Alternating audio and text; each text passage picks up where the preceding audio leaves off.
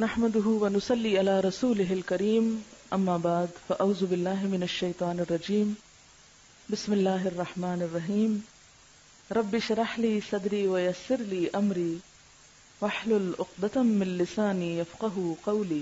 نبی صلی اللہ علیہ وسلم دنیا کا سب سے مشکل ترین کام لے کر اٹھے تھے اور اس کام کے لیے آپ نے اپنا سب کچھ کھو دیا تھا، ہر طرح کی قربانیاں کی، آپ کا بزنس اور آپ کی قوم کی ناراضگی، خاندان کی ناراضگی، اور اس کے علاوہ بھی بہت سی تکلیفیں، ہجرت، جہاد، کئی چیزیں، اور آپ کے بعد جو بھی اس راستے پہ چلتا ہے اس کو مشکلات آتی ہیں، کبھی معاشی پریشانیاں آتی ہیں، کبھی اولاد کا مستقبل تاریک نظر آتا ہے، کبھی لوگ ناراض ہوتے ہیں، رشتہ دار ناراض ہوتے ہیں، کبھی ساتھی کم ہو جاتے ہیں۔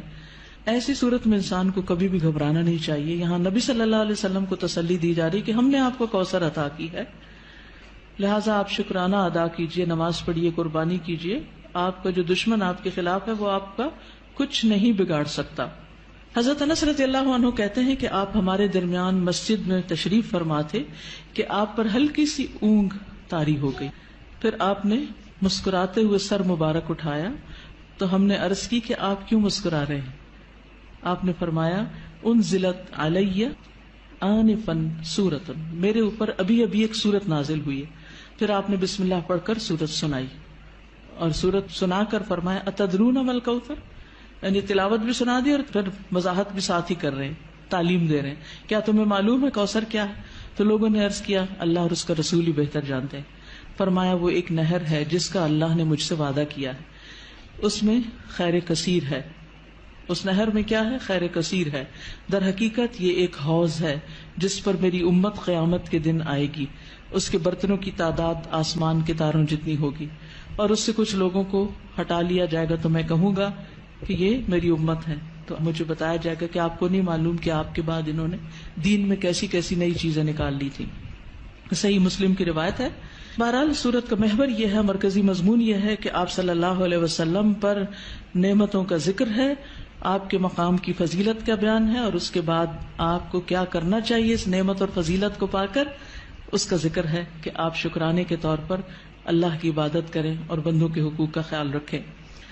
اس میں ہم دیکھتے ہیں کہ پچھلی صورت میں 4 چیزوں کی بات تھی، یا 4 خاص باتیں تھی، جس میں سب سے پہلے تو بخل کا ذکر تھا کہ ایک شخص یتیم کی ضرورت پوری نہیں کرتا، مسکین کی نہیں کرتا، ان کو ذلیل کرتا ہے۔ دوسری چیز نماز میں غفلت کی بات تھی۔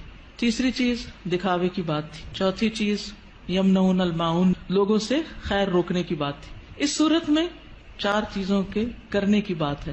سب سے پہلے بخل کے اپوزٹ کیا ہے؟ الکوثر، خیر کثیر، کہ اللہ سبحانہ وتعالیٰ نے آپ کو خیر کثیر عطا کی، خیر روکی نہیں آپ سے۔ نماز سے غفلت کا علاج کیا ہے؟ فصلی، نماز پڑھو۔ دکھاوے کا علاج کیا؟ لربک، اپنے رب کے لیے پڑھو۔ اور پھر یمنعون الماعون، اس کا اپوزٹ کیا ہے؟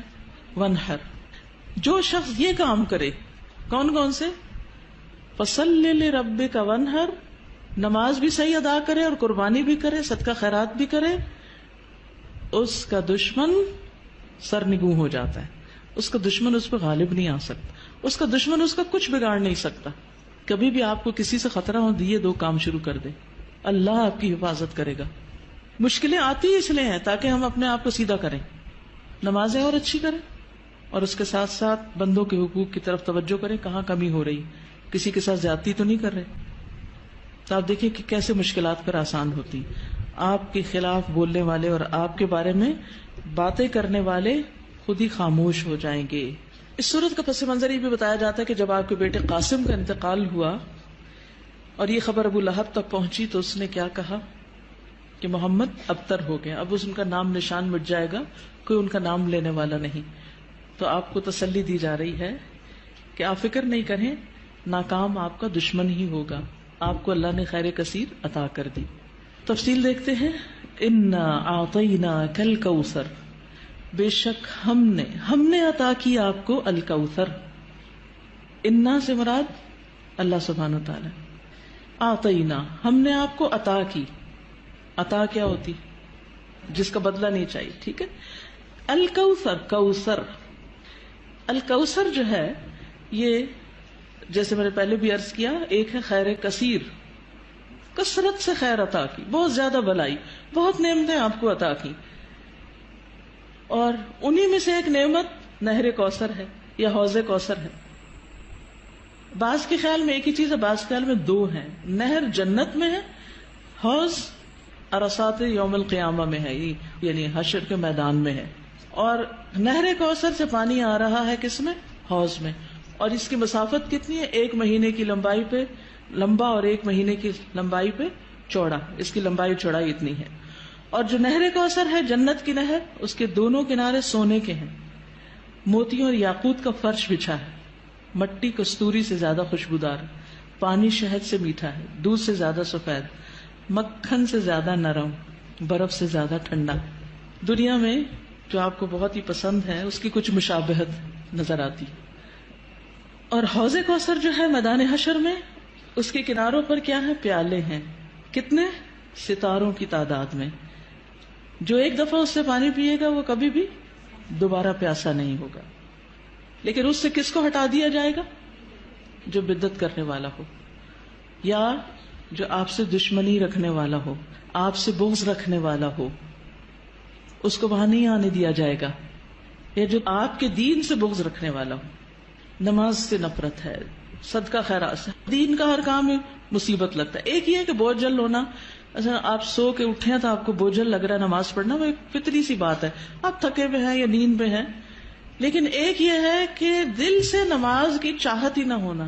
نبی صلی اللہ علیہ وسلم فرمایا کہ نماز میری آنکھوں کی ٹھنڈک ہے۔ ہمارے نزدیک نماز کا مقام کیا؟ ہم میں سے ہر ایک کو سوچنا چاہیے، میری زندگی میں نماز کا مقام کیا؟ مجھے نماز سے کتنی محبت اور چاہت ہے، کتنے شوق سے میں اس کی طرف جاتی ہوں، یا نماز بس خانہ پوری کی حد تک پڑھتی ہوں؟ کیونکہ یہ ہماری ایمان کا امتحان ہے اس میں۔